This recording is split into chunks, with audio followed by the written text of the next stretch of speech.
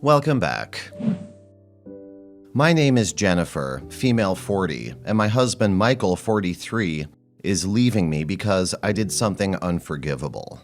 I was at an office party with all of my colleagues, and we were all drinking to celebrate that we achieved this year's target. Overachieved it, actually. We were all happy, drinking without a care in the world.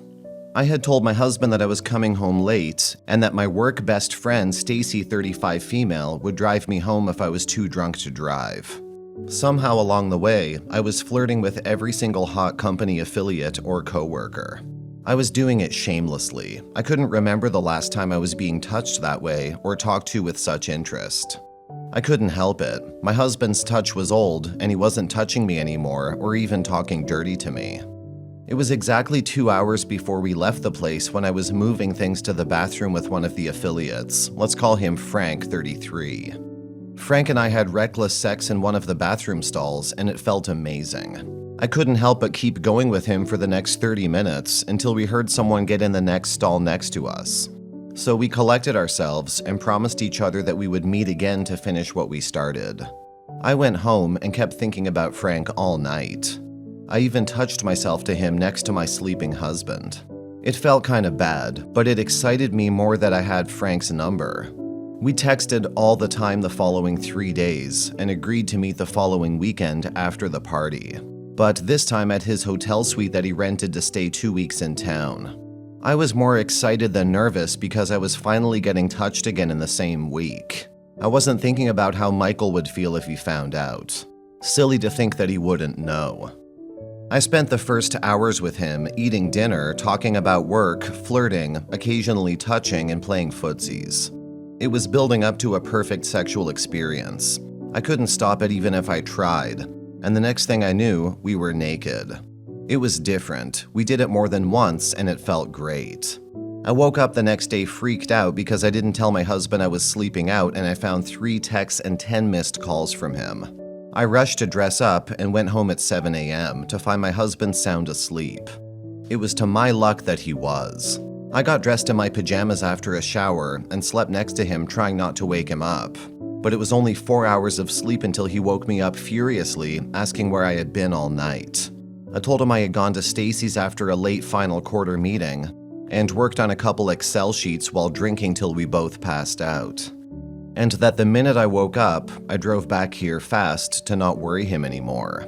Of course, he was pissed that I hadn't told him I was staying at work late, nor told him that I went to Stacy's, but I convinced him that I was distracted and cramped up with work, so I didn't have the time to call and let him know. He surprisingly bought that time, but something in me said he didn't completely buy it, because not even a little while after I got caught red-handed.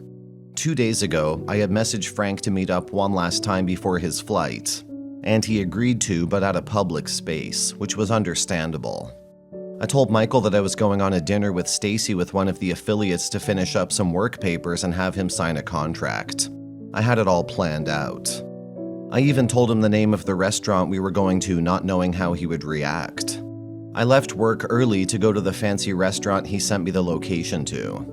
We were having the best time and kissing and flirting when 1 hour in, Stacy barged in, grabbed me by the arm, and told me that she came rushing because Michael called her, asked if I was with her in that restaurant and that he was coming on the way. I hurried outside with her, and we were met with Michael.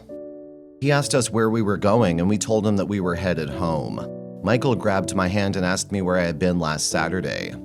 He said that Stacy tried to play along when he was asking her if I was staying at her place, but she seemed like she had no idea where I was, neither tonight or that Friday night. In that moment, Stacy told him about the office party out of guilt, and she said she saw me get out of the bathroom with Frank looking more than friendly and that she knows nothing more than that. He immediately moved it to the car after telling Stacy to go home. He asked me how many times it happened before then and after then, and if it happened that day in the restaurant's bathroom. He was bombarding me with questions. I swore to him that the first time was at the office party and I was wasted, but he wasn't convinced it was the only time, and he called me a liar.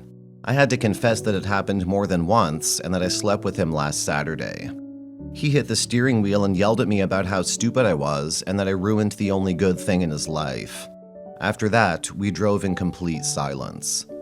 When we arrived home, he locked himself in our son's old bedroom and I could hear him talking to his friend Albert all night. He came to our bedroom after I got in bed, telling me that he wanted a divorce and that he would keep our house because I didn't deserve to live in the house we built our home and family in for the last 19 years, and that I shouldn't tell our son since he's going through exams at college, and that he would tell him when the time was right. Edit. I didn't know what to do. Last we spoke, he had told me that I should either pull a mortgage from work for an apartment or bulk rent an apartment from my savings, and that I needed to move out within this week. I'm so lost. I don't know what to do. I texted Frank telling him about everything. I needed someone to give me a solution. He offered to rent a week's worth at a hotel nearby until I found a place. I agreed, but told him to wait for me to give him a call when I finished packing. Even when I was losing everything, I turned to someone else. The same person that's making me lose everything I had, my life that I built with Michael. Update. I'm in the hotel room Frank rented for me. Michael hasn't said a word to me. I'm looking for places. There's a room to rent for cheap until I can be able to pull a house mortgage. I contacted Michael so many times, and it seems like he's put both the landline and his phone off, or he blocked my number on both. I can't think straight. Should I build my next life with Frank, or should I mend things with Michael? I called Stacy and asked her why she ratted out on me that night. She said she felt guilty that she was taking part in such an affair without her knowledge, and that she was a bad liar and she wouldn't be able to keep up with it even if she knew beforehand. I tried showing up at our place and it looked like no one was inside, and surprisingly the blinds were shut way too early. I don't know what to do.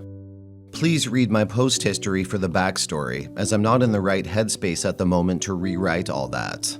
I'm still texting Frank. He's there for me in such a rough patch. I'm currently renting a van in a kind of higher-end trailer park that I wouldn't have found if he hadn't rented that hotel room. It's not what I thought it would be. It's not as bad, nor as nice. I'm struggling to adapt to the new life. It's been a month since I've moved out. Michael hasn't tried to reach out, but I have been contacted by my lawyer saying that Michael has filed for a divorce, and it's just arrived at her office. I think this is it for me and Michael. No more us. I lost 19 years of blood, sweat, and tears.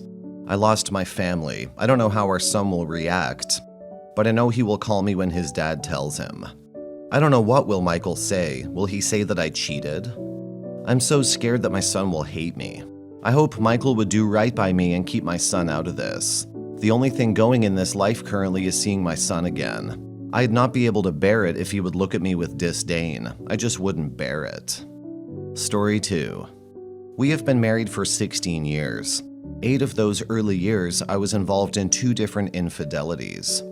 I now know I was wrong, and there was nothing my husband did that warranted my behavior.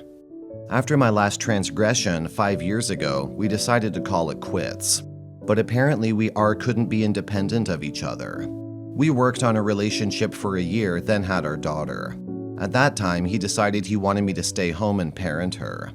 I was not okay with this, so I kept working. Then our son was born, and he asked me again, so I did it, knowing I would go back to work a year later. That did not happen, and now I'm home with them both. I love my children, but want to get back to work. But I feel like I don't have the right to ask for something I want to do because of my past infidelities. I'm a completely different person now. After what I've gone through and also my children, I would never cheat again. I've learned my lesson. Please be brutally honest with me, as I have been wrestling with this for years. I need some objectivity. No one around me knows what I've done, so I have no one to bounce this off of. How do I go about being vulnerable enough to have this conversation? Edit. It never occurred to me that work would be a potential place to cheat. I knew the people I cheated with since I was much younger, before I started my career. And neither live in the same city with us anymore.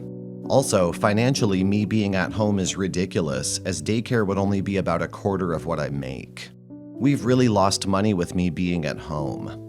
But if it gives him peace of mind, it just really makes sense.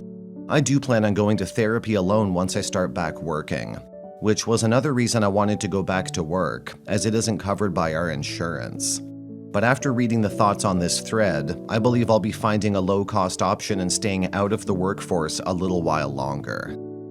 I know why I cheated. When we got married, I very much romanticized in a way that no one could keep up with. Add in him being a human being with faults, and I was out. There are things I wished he would have done, but that doesn't make up for how I reacted. I stupidly listened to two people that told me what I wanted to hear.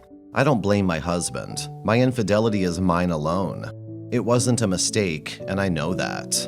I was a horrible human and will live with that until the day I die. That's why I say I'll never cheat again, but I also know never say never, which is why I'll get some form of therapy once I start working again. Comments. Is he aware of your infidelities? I know you said you called it quits after the second one, but there could be other reasons you did that. If he's aware and accepts you back anyway, then he, for a lack of better way to put it, kinda has to be accepting of what you're going to do until you are not in a relationship anymore. Unless you cheated with coworkers, then I would say no dice. Neither of you should be in a relationship currently. You betrayed him twice, and he shouldn't have forgiven you unless he could see you making a concerted effort to change. But you cannot isolate yourself at home to appease him because it'll take a toll on your emotional and mental health. And that's shitty for you and the children.